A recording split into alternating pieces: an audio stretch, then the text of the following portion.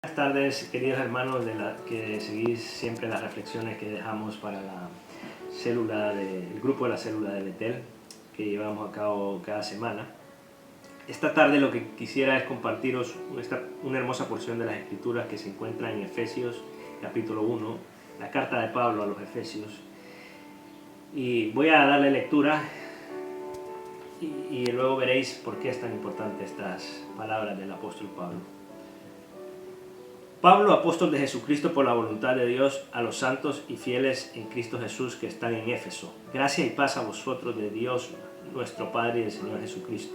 Bendito sea el Dios y Padre de nuestro Señor Jesucristo, que nos bendijo con toda bendición espiritual en los lugares celestiales en Cristo, según nos escogió en Él antes de la fundación del mundo, para que fuésemos santos y sin mancha delante de Él, en amor, habiéndonos predestinado para ser adoptados hijos suyos, por medio de Jesucristo, según el puro afecto de su voluntad, para alabanza de la gloria de su gracia, con la cual nos hizo aceptos en el amado, en quien tenemos redención por su sangre, el perdón de pecados según las riquezas de su gracia, que hizo sobreabundar con nosotros en toda sabiduría e inteligencia, dándonos a conocer el misterio de su voluntad, según su beneplácito, el cual se había propuesto en sí mismo, de reunir todas las cosas en Cristo, en la dispensación del cumplimiento de los tiempos, así las que están en los cielos como las que están en la tierra. En Él, asimismo, tuvimos herencia, habiendo sido predestinados conforme al propósito del que hace todas las cosas según el designio de su voluntad, a fin de que seamos para alabanza de su gloria, nosotros los que primeramente esperamos en Cristo.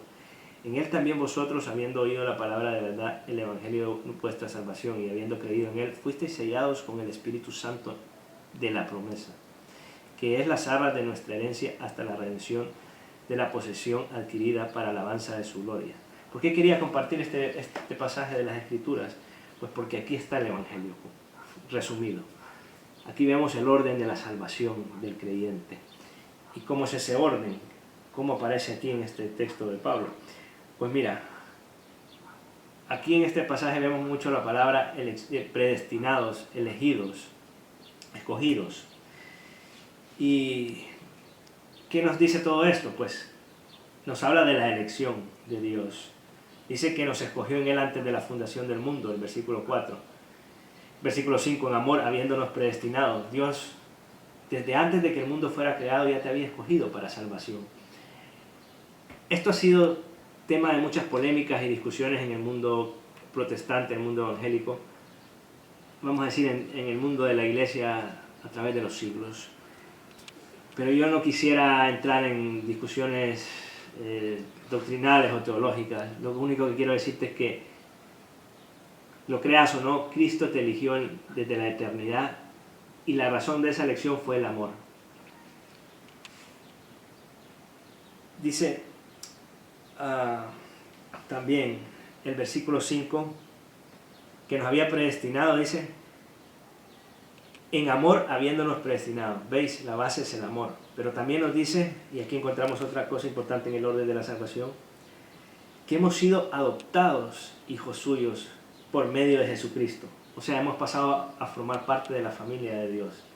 Cuando tú, por ejemplo, piensa en un niño, si tú adoptas un niño que no tiene padres, no tiene nombre ni apellido, y tú lo adoptas y le das tu apellido a ese niño, se convierte en tu familia. Entonces, piensa en eso. Dios nos ha adoptado como hijos suyos y hemos pasado a obtener plenos derechos en Cristo, gracias a Cristo. Y la razón de esa adopción es porque Cristo, el Hijo de Dios, nos ha unido a Él. Al salvarnos nos ha unido a Él, y por eso Pablo usa mucho esa palabra en Cristo, en Cristo. Cuando estamos en Cristo, somos salvos en Él, adoptados por Dios. Y el versículo 5 y 6 nos habla de esa voluntad de Dios de hacerlo, por el puro afecto de su voluntad, por su gracia, por su amor. Y aquí vuelvo a la razón de esa elección, el amor. Y el versículo 7 nos habla de otra parte importante de la salvación, y nos habla de que tenemos redención por su sangre. ¿Qué implica eso? Que hemos sido redimidos, comprados para ser salvos limpiados por su sangre y de esa inmundicia del pecado que nos impedía tener una comunión con el Padre, con Dios mismo. Y nos ha expiado de ese pecado. Dice, por su sangre el perdón de pecados, según las riquezas de su gracia, dice este versículo 7. También hemos sido justificados. Cristo, siendo nosotros pecadores, nos ha hecho justos ante Dios y ahora podemos pasar a formar parte de su familia. Se nos ha aplicado por medio de la cruz de Cristo. Al morir en la cruz, Cristo, ser muerto ahí en nuestro lugar, tomar nuestro lugar, recibir la ira de su propio Padre para que nosotros no recibiéramos esa ira y tomar en nuestro lugar. Él nos compró con su sangre, nos redimió, nos limpió, nos justificó, se nos aplicó esa salvación a los que hemos creído en Él, obviamente. Ya lo veremos. ¿Cómo? Pues vamos al versículo 13 de este texto que hemos leído. En Él también vosotros, habiendo oído la palabra de la verdad. Todos hemos oído del Evangelio y hemos venido a los pies de Cristo, los que hemos creído. El Evangelio de vuestra salvación, y por oír el Evangelio, por creer en el Evangelio, hemos sido salvados. Se nos ha aplicado esa salvación, habiendo creído en Él, dice el versículo. Y aquí viene algo importantísimo. Porque luego de oír el Evangelio, llega la fe, la salvación, creer en Él, la fe. Y aquí veis todo ese orden de la salvación. Hemos sido elegidos por Dios, hemos sido adoptados en su familia, Cristo murió por nosotros en la cruz, y esa salvación que logró en la cruz se nos aplica por medio de la fe, que oímos la palabra de Dios y creímos. ¿Y qué ha pasado? ¿Cuál es el resultado de eso? Pues el Espíritu Santo ha pasado a morar en nosotros y hemos sido sellados por el Espíritu Santo. Y eso es lo que nos hace ser verdaderos creyentes, ser hijos de Dios. Y dice que hemos sido sellados, o sea, se nos ha puesto una marca imborrable que nos da esa seguridad. Dice que es las arras o la garantía de nuestra herencia hasta la redención y la posesión adquirida para alabanza de su gloria. Es decir, por medio del Espíritu Santo hemos pasado a ser hijos suyos, porque Él ahora vive en nosotros. Y ese Espíritu Santo nos va santificando en un proceso, nos va haciendo igual a Cristo. ¿Qué quiero decir con todo esto? Si os fijáis, veis aquí el trabajo de la Trinidad en nuestra vida. El Padre nos elige en la eternidad, el Hijo muere en la cruz y expía nuestros pecados, nos justifica ante el Padre, y el Espíritu Santo nos sella como hijos y luego nos santifica. ¿Veis cómo la Trinidad trabaja en la salvación? Este es el Evangelio en su pura esencia, el Evangelio puro. Y luego finalmente pues estamos viendo que nos habla de una herencia hasta la redención de la posesión adquirida para alabanza de su gloria. Luego cuando Cristo venga y seamos llevados en gloria, seremos santificados en Él, y esa será la consumación de ese orden de la salvación.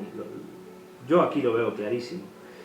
Y para finalizar, voy a leeros la parte final de este capítulo, que dice: por esta causa, empezando por el versículo 15 hasta el 23, dice: por esta causa también yo, habiendo oído de vuestra fe en el Señor Jesús y de vuestro amor para con todos los santos, no ceso de dar gracias por vosotros, haciendo memoria de vosotros en mis oraciones, para que el Dios de nuestro Señor Jesucristo, el Padre de gloria, os dé espíritu de sabiduría y de revelación en el conocimiento de Él, alumbrando los ojos de vuestro entendimiento, para que sepáis cuál es la esperanza a que Él os ha llamado, y cuáles las riquezas de la gloria de su herencia en los santos, y cuál la supereminente grandeza de su poder para con nosotros los que creemos, según la operación del poder de su fuerza, la cual operó en Cristo, resucitándole de los muertos y sentándole a su diestra en los lugares celestiales,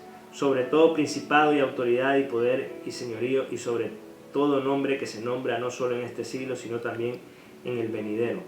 Y sometió todas las cosas bajo sus pies y lo dio por cabeza sobre todas las cosas a la iglesia, la cual es su cuerpo, la plenitud de aquel que todo lo llena en todo. Quiero finalizar diciendo que aquí Pablo hace una oración por los creyentes de Éfeso, pero no está orando por su bienestar, ni por no está orando por su salud, por trabajo y por cosas que ellos puedan necesitar. No, está orando por el conocimiento y la sabiduría del Evangelio, de las verdades reveladas por Dios. Que conozcan todo esto, esta verdad que nos sobrepasa, esta verdad del Evangelio. Dios nos eligió en la eternidad, Cristo murió por nosotros y el Espíritu Santo mora en el creyente ahora. Ese trabajo de la salvación, eso es lo primordial, que conozcas la verdad y el Evangelio, porque solamente de esa forma será salvo. Gracias y espero verles pronto. Un abrazo.